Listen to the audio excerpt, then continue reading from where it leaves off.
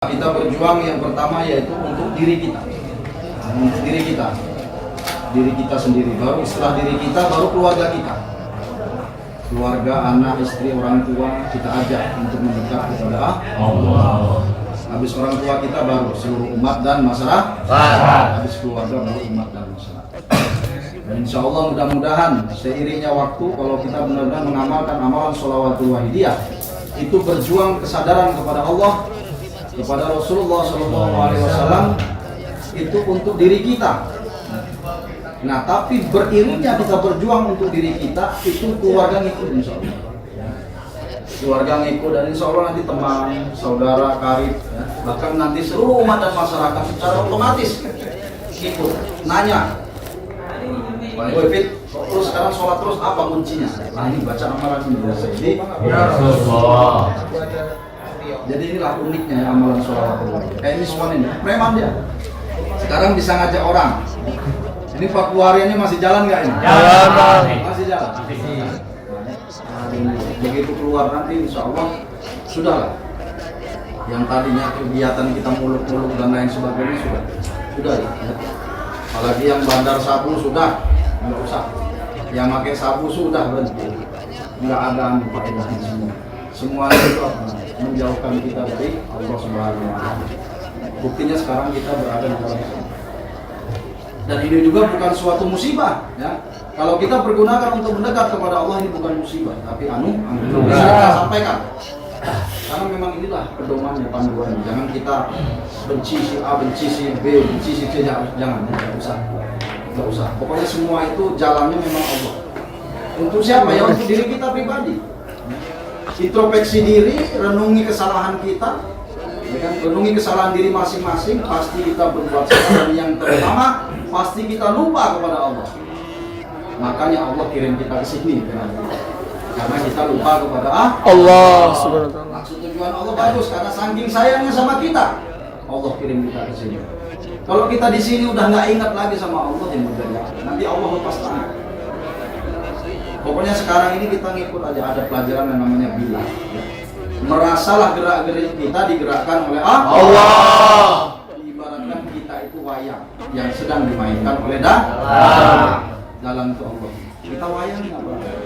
La haula wala quwwata illa billah. Tiada daya dan upaya kita kecuali atas titah Allah, atas izin Allah. Namanya nggak ada daya dan upaya, seperti wayang tadi mati. Tapi kalau kita mampu merasa bergerak, merasa mampu menyelesaikan masalah, merasa mampu untuk hidup mencari rezeki sendiri tanpa campur tangan Allah, maka hati-hati nanti Allah lepas tangan. Kalau Allah sudah lepas tangan, ya udah kita beras bulan-bulan, lang-lang buah, makan sana, makan sini, nggak perlu halal haram hantam. Ini pasti, karena kemarin saya lalu semua.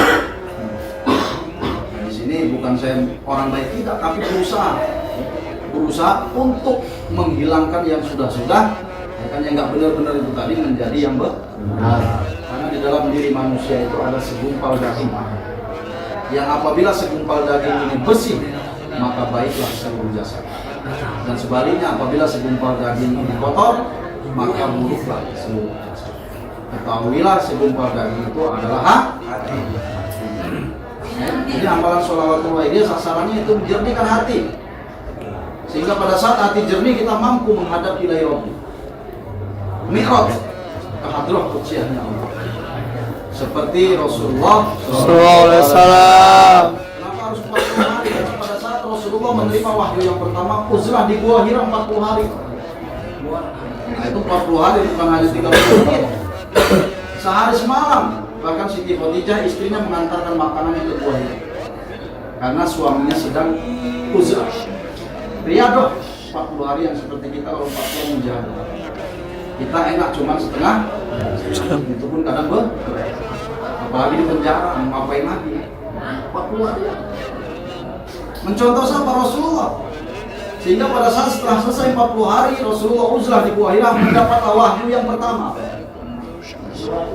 Nah, kok kenapa mujahadahnya ada 40 hari? Kita makmum di belakang Rasulullah. Insya Allah dengan 40 hari yang kita mujahadah mengamalkan sholawatul wahidiyah, kita mendapat hidayah Allah. Contoh lagi Isra Mi'rajnya Rasulullah Shallallahu Alaihi Wasallam. Beliau sebelum Mi'raj naik ke Sidratul Muntaha. Ya pada saat melaksanakan perjalanan pada malam hari dari Masjidil Haram ke Masjidil Aqsa, kemudian naik ke Sidratul Muntaha. Sebelum naik ke Sidratul Muntaha, dada Rasulullah dibelah oleh malaikat Jibril, dicuci hatinya untuk menghadap kepada Allah. Dicuci hatinya oleh malaikat Jibril. Nah ini sekelas malaikat, kalau kita kan tidak bisa.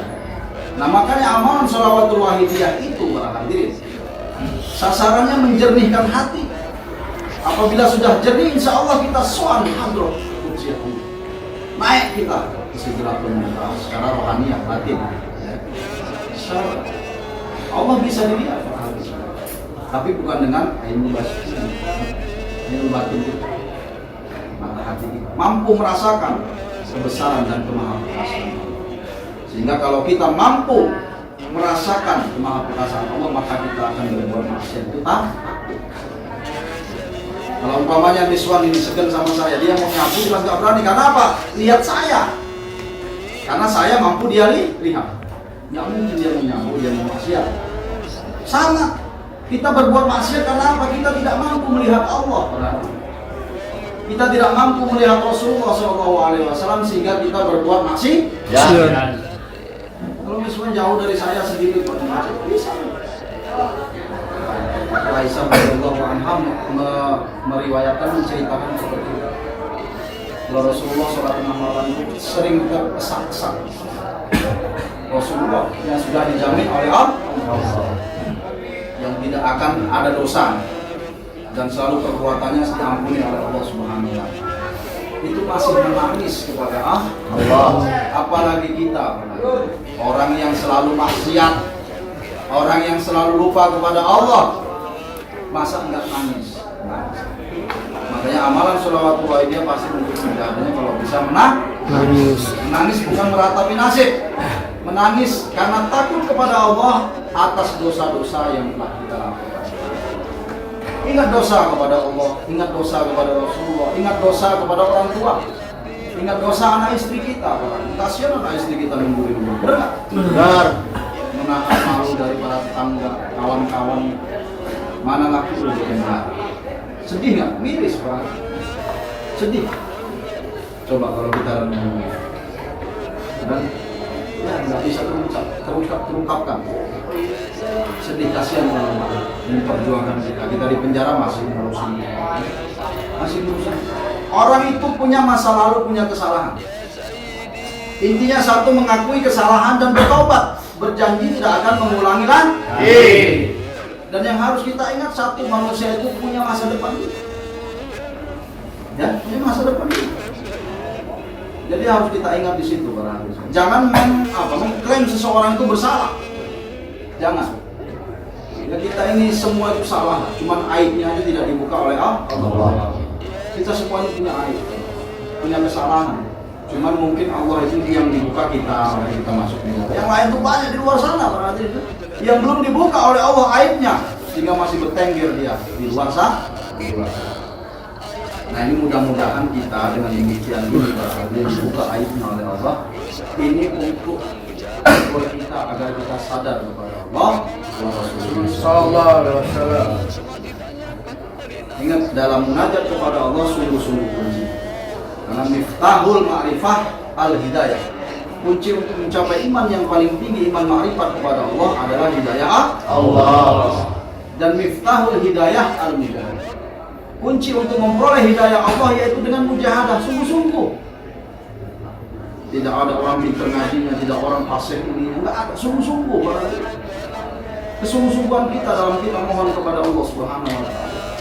Orang ini pintar fikih, orang ini pintar baca Arab, tidak dinilai dari itu, tapi apa? Dari kesungguhan hati, menghadirkan Allah dalam hidup, menghadirkan Rasulullah dalam hidupnya, sehingga ada dalam hidupnya selalu senantiasa Allah wa Rasulih sallallahu alaihi wasallam.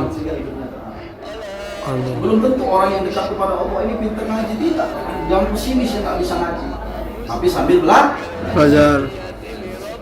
Kuncinya kesungguhan hati, takut kepada Allah.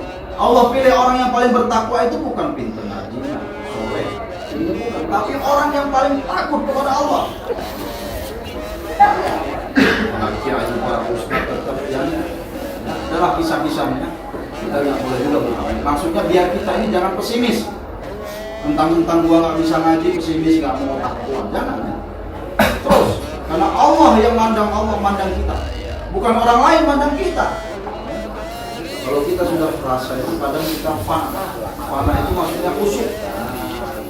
Khusyuk kita baca. Membaca banyak pada hari ini terjadi kecelakaan di Tarahan. Pasti kita fana. Seolah-olah kita ketarahan. Kita lupa kalau kita sedang membaca. Kita baca pada hari ini terjadi kecelakaan di Tarahan. Pasti kita ketarahan nih. Ya? Mobil, kalau diesel dengan pribadi dua, kita sebelah sini. Ini panas, busuk. Sehingga kita tidak sadar kalau kita lupa kalau kita pada saat itu sebenarnya sedang membaca.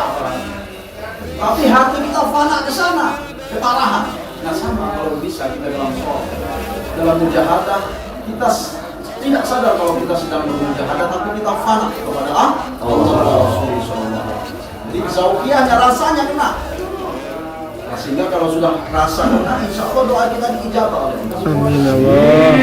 Kita lupa kalau kita sedang sholat, ya. Lupa Allahu Akbar, kita lupa sedang sholat. Karena apa? Fana kita kepada Allah, audiensi kita. Lupa, makanya dulu kalau para sahabat kena panah, kalau capek panah saya dulu saya sholat. Nggak kerasa, nggak perlu virus. Karena fana dia hadir hatinya kepada Allah wa Rasulullah Shallallahu Alaihi Wasallam, sehingga dicabut panahnya nggak kerasa. Karena sholatnya fana, khusyuk. Bukan berarti dia nggak sadar atau nggak ingat. Makanya kita ada wafiru ilallah, larikan kepada Allah. Mana umpamanya Allahu Akbar, ingat utang ya Allah, Allah yang menggerakkan saya. Ingat utang ini ya Allah, karena saya tidak bisa bergerak atau tidak bisa mengingat ini kalau tidak Engkau yang menggerakkan. Terus ingat istri ya Allah, Engkau yang mengingatkan aku kepada istriku ya Allah. Jadi Allah semua isinya wafiru ilallah, larilah kembali kepada Allah. Bukan kita Allahu Akbar lupa mati berarti. Bukan ya. Khusyuk itu bukan seperti khusyuk itu ya kita ingat apa ya langsung Allah yang menggerakkan. Ingat ini Allah yang mengingat. Allah. Jadi isinya Allah semua. Nah itulah namanya fana. Khusyuk, ini khusyuk dalam ibadah. Sama mujahadah pun begitu. Ya Syafi'i al-Qur'is. Bayangkan Rasulullah di tengah-tengah kita. Kita curhat, tumpahkan air mata kita, nangis kita sama Allah wa Rasulih. Nah ini namanya fana, khusyuk. Seperti Rasulullah, para nabi, para rasul, para wali-walinya Allah seperti ini. Maka kalau kita bisa khusyuk hadir kita kepada Allah, diibaratkan kita itu kalau berdoa itu seperti kita tenggelam di tengah-tengah lautan, nggak ada satu orang pun yang bisa menolong kecuali Allah. Kita mungkin apa yang kita tenggelam di tengah-tengah lautan, orang kita nggak bisa berenang juga. Kita kan nyamber sana nggak ada yang sampai ya. Nah seperti itulah kalau kita bisa berdoa. Seperti kita tenggelam di tengah-tengah pusat dasar lautan, nggak ada orang yang bisa menolong kecuali Allah. Berdoa. Nah, kalau bisa kita menghadirkan hati kita doa seperti kita tenggelam di tengah lautan, nggak ada yang menolong kecuali Allah. Insya Allah kalau begitu pasti pun ayat masih dijabah oleh Allah. Amin. Allah.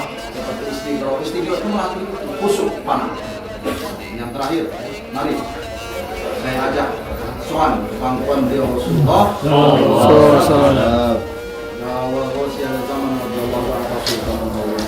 persiapkan hati dan batin kita, merenung kita, merenung. Coba pejamkan mata kita. Kita ingat perbuatan-perbuatan yang telah kita laksanakan. Perbuatan-perbuatan yang lalu yang telah kita laksanakan. Perbuatan maksiat.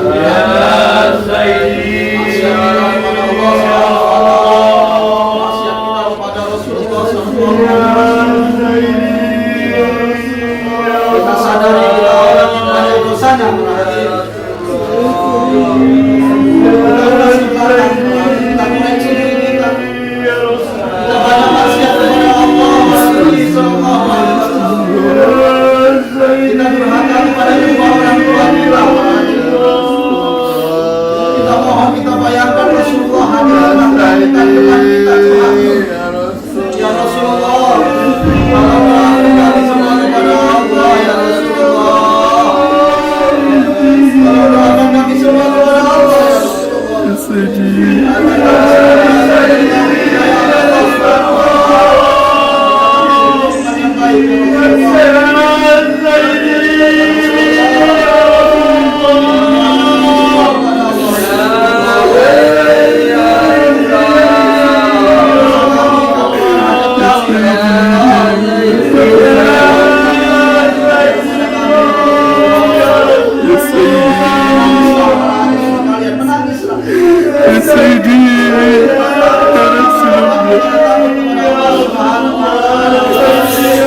Sayyidi.